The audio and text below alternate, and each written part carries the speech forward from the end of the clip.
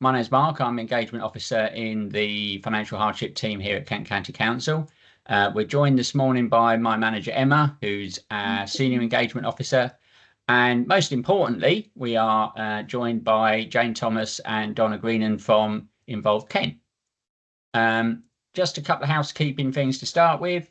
We are recording the session, so if you prefer not to be visible in that recording, then please feel free to turn off your camera.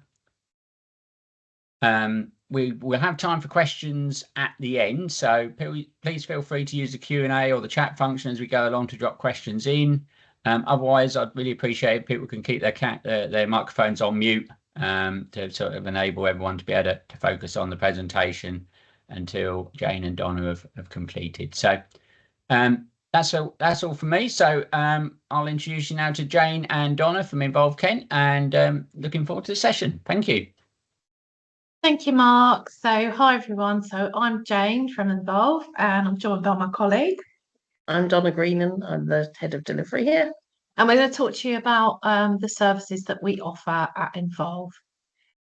So your first contact or a client's first contact with Involve might be by phone. We're open from 9 to 5, Monday to Thursday, and 9 to 4:30, taking calls. And we take referrals in several ways. So we can take referrals over the phone. You can refer people through our website, and we also have a referral form. If you're from KCC today, social care, and you want to refer a carer to us, then that does need to be through Mosaic, and we will pick the person up through Mosaic and make contact with them and update Mosaic so you can see what's happened. If you want to phone us just to have a chat about someone that you want to refer, then please do that. We're really happy to take those calls. The staff that answer the phone will have knowledge and understanding of all services that Involve offer.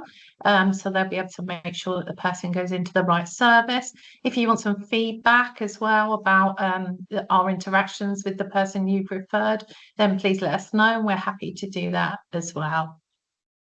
So we also have a directory of voluntary sector services, and you can find this on our website. This is the link to it, and this has various activities, services that the voluntary sector provide.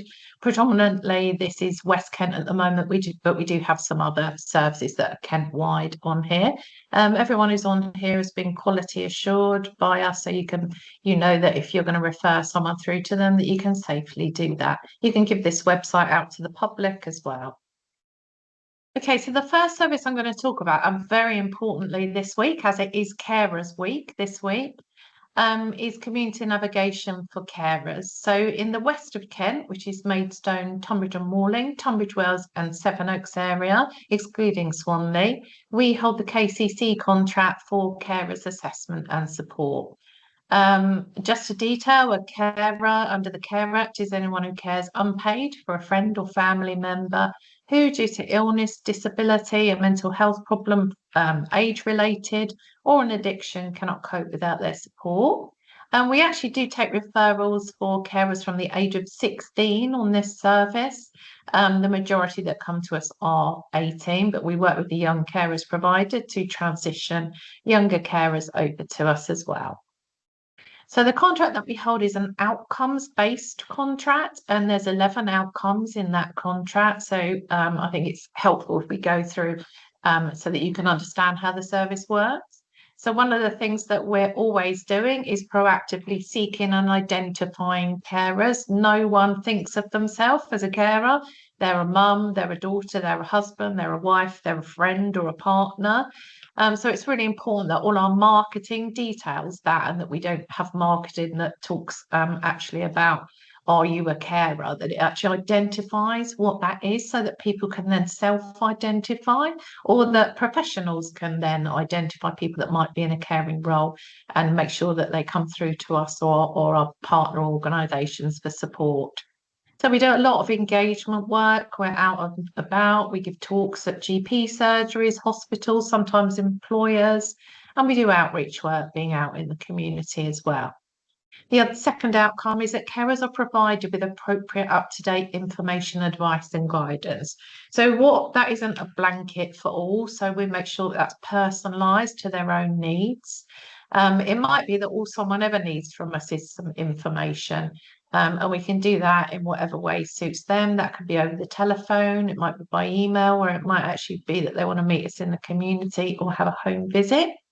We also have a quarterly newsletter for carers, and professionals can register for that as well. And that newsletter details interesting information for carers, but also everything that we've got running for them.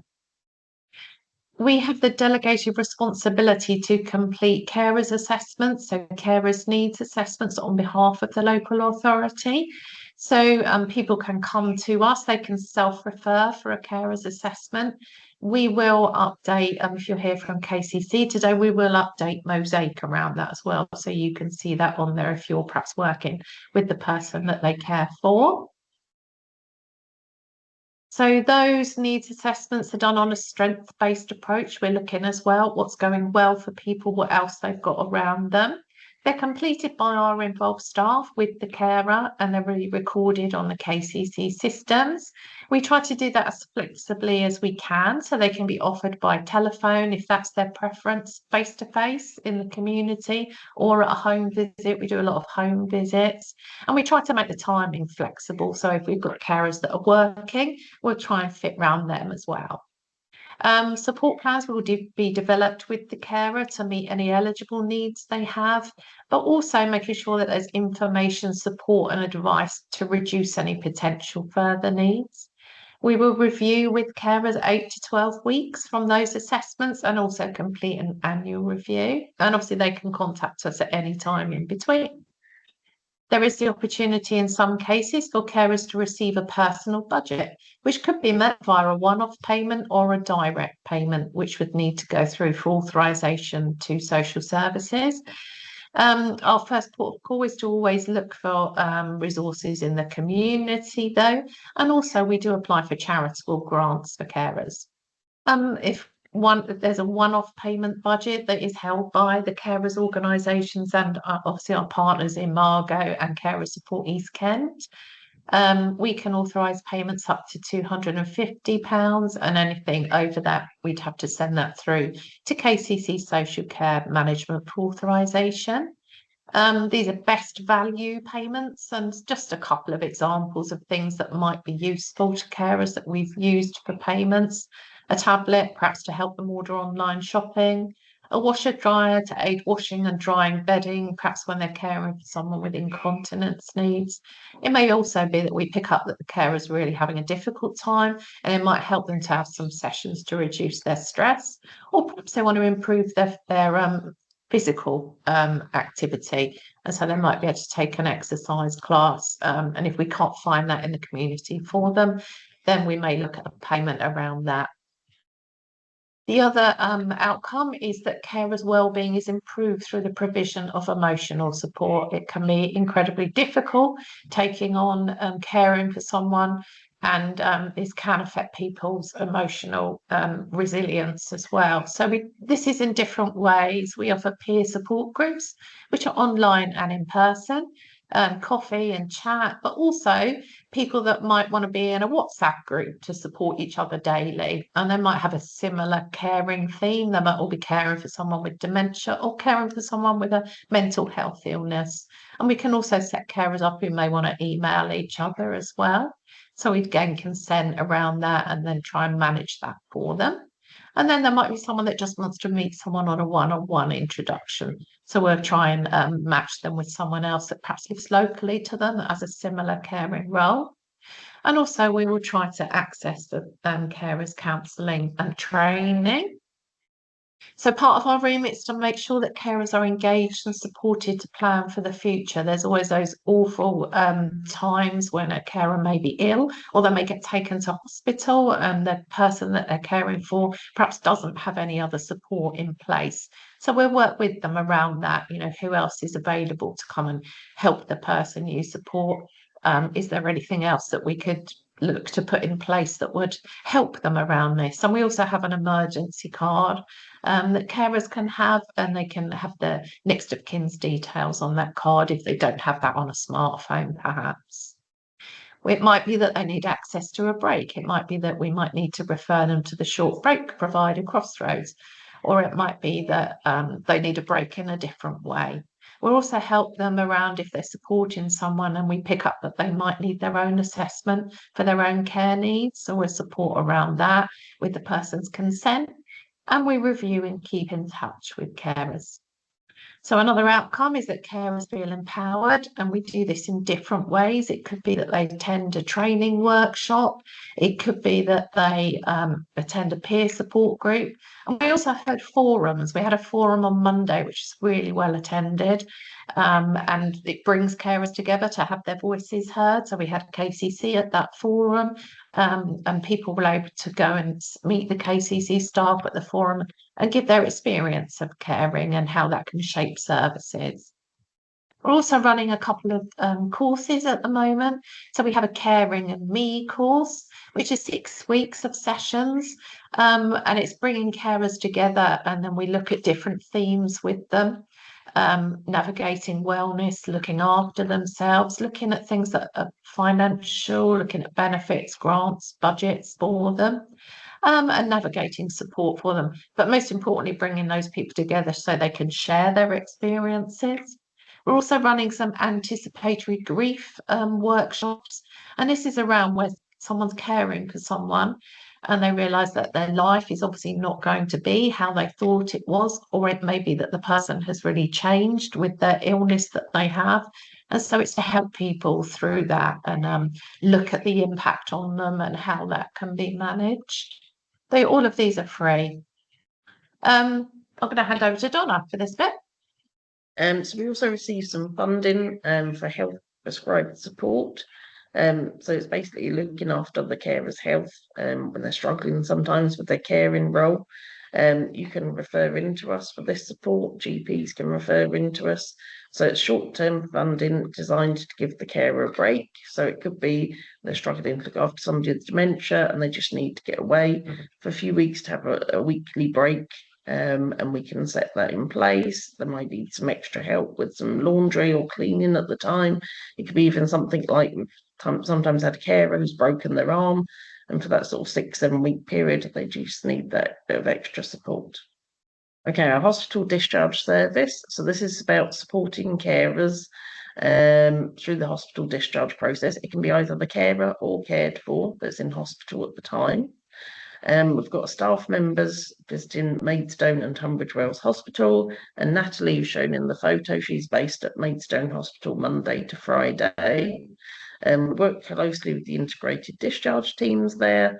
We can support people while they're still in hospital, meeting with them, joining family meetings, talking through the discharge process. Obviously, very emotional times, so lots of people just need that bit of emotional support. And we can also offer a practical service that's fully funded 14 days after discharge to support the carer. So it'd be some additional sit-in service to stay with the cared for so that the carer can still attend appointments they need to. It could be support around domestic services. It might be somebody needs a night sit for the first couple of nights just to help settle them home and obviously make sure that the carer's having a proper break and sleep themselves. Then our young adult carer service. So we have a dedicated worker who works with young adult carers. So that's anyone 16 to 24. Somebody can access a carer's assessment from the age of 18, so we could still be supporting them at age 17, just they won't actually have an assessment till they're 18. We've got peer support groups, so we have a monthly group in Tunbridge, a monthly group in Maidstone in the centre.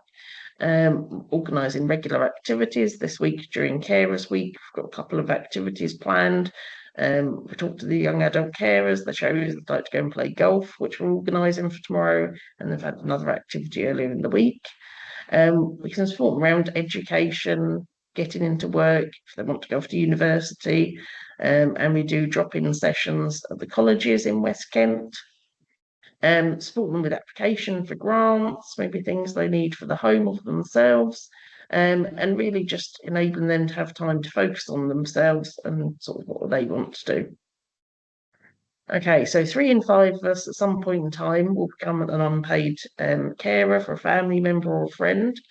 So is anybody here accessing this event today, a carer? You can contact us for support, register with us. We're looking obviously to support carers in the workplace and what's best for them. Okay, so moving on to our community navigation service, which is for older people, although I always think it's not very old, is it, at 55 and over? We do take some referrals where people are under 55 if they have complex health. So we have 6 navigators working throughout West Kent, and they work with older people for up to 12 weeks. At times that support may be extended in certain circumstances. So this service extends very much beyond signposting. By providing support to help people maintain and improve their well-being and help them live as independently as possible. So they do home visits a lot on this contract. So they'll help people that haven't done already to access health and social care systems. But very much we're enabling people to identify services within the local community and, where appropriate, facilitate the purchasing of those services. It might just be something like that they need some help. They've been referred to us by social services because they need some help in purchasing a cleaning service. Or it could be things like meal delivery or shopping delivery. It's a very practical service, so they'll help people fill in forms there and check their entitlements to benefits. If they're really struggling with form filling, then they help them with that, make referrals for them, support them around anything. So if they're having issues with their gas and electricity, they'll support them around that, help them to make the phone calls so that they can be independent afterwards. Also, they're able to assess and identify for a person's adaptation and equipment needs. So lower level equipment, they're not OTs, but they're community equipment assessors, and then they will arrange for their supply as appropriate. So working with other partners, making referrals, providing information, and trying at the end of those 12 weeks to make sure that person is left as independent as possible with what they need in place. We have another contract, which is the KCC Community Wellbeing Contract. However, we've changed the name of this because older people didn't like that name. So we call it Actively Involved. And for this service, we actually cover the area of West Kent. And we also cover North Kent, Dartford, Gravesham and Swanley as well. This service is really about improving people's loneliness and well-being. So people may have had a service from navigation and they've got everything they need at home, but we realise that they're not accessing any activities. They would find that difficult to do themselves. And they're quite isolated and lonely. So we have several staff that work in the community in West and North Kent, and they are there to work with people 55 and over to enable them to access activities, groups, hobbies, to keep them well and reduce loneliness. I'm sure everyone here today knows that being lonely can be as bad for your health as things like smoking. We also have some community activity coordinators, and they set up peer groups in the community. So the photo that we're showing is people at a lunch group. We help if they need transport to get them there. And the idea is that those groups become quite self-sustaining, and we identify a volunteer to keep those groups going, and then we're able to step away a bit. We've got over 100 groups running in the areas of West and North Kent now. The other part of the contract is that we will contract other voluntary sector providers to run activities for older people. This increases our reach into the community and ensures that the contract funds are spread out into other voluntary sector partners that we can work with. So there's lots of different activities that are in the community that are actually funded under this contract, but you can just refer people straight through to that organisation, and that can be found on our directory. And there's all different types of activities for older people, things like line dancing, stretch and relax, health walks, and then there's some nature-based activities, gardening, allotment groups, conservation, also some art and craft and singing, and also some theatre type events as well. And then there's those social events, coffee and chat, playing board games, computer courses, and also some telephone befriending that's offered by our partners as well. Donna. So we also have postural stability classes, which are funded through KCC. So these are designed to improve people's strength and balance and build their confidence. So people are often referred into this after they've had a fall. It's a fixed program. It lasts for 36 weeks. So we have sort of people starting at set times. There's courses throughout North and West Kent. We've got a lovely video, and also, I don't know if anybody knows, we've got a YouTube channel. We've got videos on there. You can see what the postural stability instructors do during the class. And we also have volunteers that attend the class that assist people who maybe need a little bit of extra support when they're attending. Then we have our community transport service. So this is just purely in the Maidstone and Malling area. So we have amazing volunteer drivers. They go out and pick people up. They take them to hospital appointments. They take them maybe to visit somebody. They take them out on shopping trips. So they give up their time to support people to get out in the community. There is a small charge for this service. So we've listed on here the charges for the service. So it could be a booking fee, and then there's a charge per mile. The advantage over this versus taxi company is the driver will come to the front door, they support somebody to get in and out of the car, and at the other end, if they're going, for example, to a hospital appointment, they'll actually see them in and make sure they get to the right place they need to be. Okay, we also hold some funding from West Kent HCP and the ICB, which is about social prescribing in West Kent. So this social prescribing focuses on health inequalities and also people with long-term health conditions who might be under secondary care. So 5 link workers working in the community with those most at risk of health inequality, and people have to be 18 plus to access this. Working with people from ethnic minorities, making sure that we engage with all of those communities in West Kent. Working with people in temporary accommodation, people who may be living in deprivation, and making sure that we engage with all of the food banks as well. So we also take referrals where people may be attending a food bank and the food bank pick up that they've got some real social issues that they might need some help with. We also work with the clinicians at Maidstone and Tunbridge Wells Hospital who will refer people to us who may have chronic pain, COPD, or maybe struggling to manage their diabetes. And the workers will work with them for between 3 and 6 months, focusing on them about what their social needs might be to manage those conditions. It might be as simple as helping them to access a more an easier exercise class, to supporting them around things like debt and housing. We've also started a new project at the hospital, Donna. So we've got 3 staff. They're based on site at Maidstone and Tunbridge Wells hospitals. They also home visit people. So basically, it's focusing on people that have been admitted to A&E. Obviously, lots of people admitted without, say, a medical issue, but more a social issue. So we're looking at issues around housing. Maybe they've got access issue, food. We can support them getting food parcels and things, then look at sorting them with their benefits. Obviously, we've got health inequality issues in West Kent, predominantly in Maidstone. So English as a foreign language is quite common amongst clients that we're working with.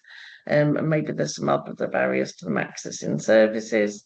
It should be a 6-week service. Sometimes we might have to go a week or 2 over, but about 6 weeks we'll work with somebody.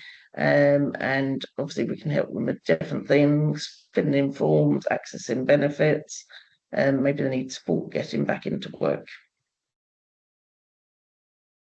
Okay, to refer to us, it's really simple. You can make referrals by phone, you can email us and have our referral form, and you can also make referrals through our website.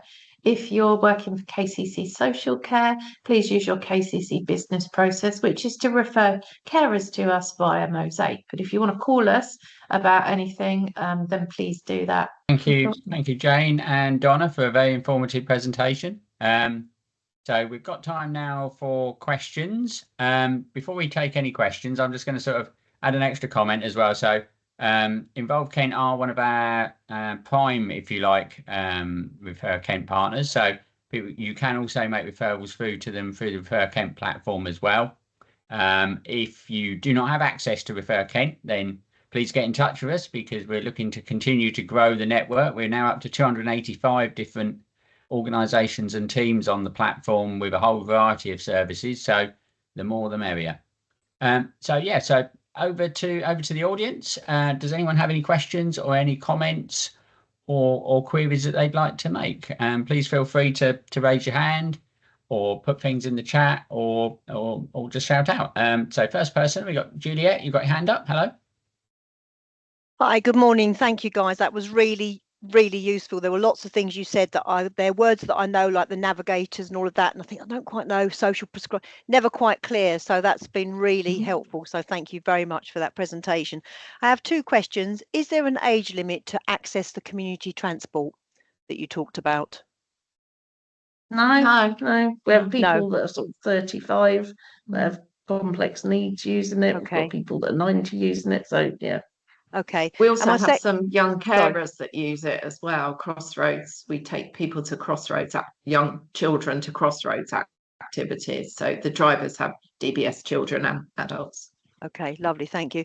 And my second question is, I work for the adult sensory team in KCC, so my job is a lot with people's communication with British Sign Language. You mentioned about the hospital and about inequalities and about English being a foreign language. But I wondered if the three people you've got in that hospital can also keep an eye out for deaf clients, because the health inequalities for our client group are shocking, absolutely shocking. And I know my colleague Keith French, who you might know, he's been doing a lot of work with the hospitals around accessing instant BSL communicators on videos, and I think they've got communications on trolleys now, which are iPads on trolleys that they wheel round. But I wondered if you could just highlight that to the three people you've got at the hospitals to say, please look out for these deaf people as well, because they've got massive inequalities, and a lot of it is down to communication when they arrive, especially through A&E. Oh, we can arrange a meeting. I'll email you afterwards. Brilliant, lovely, thank you. Thanks for your presentation. Thank you.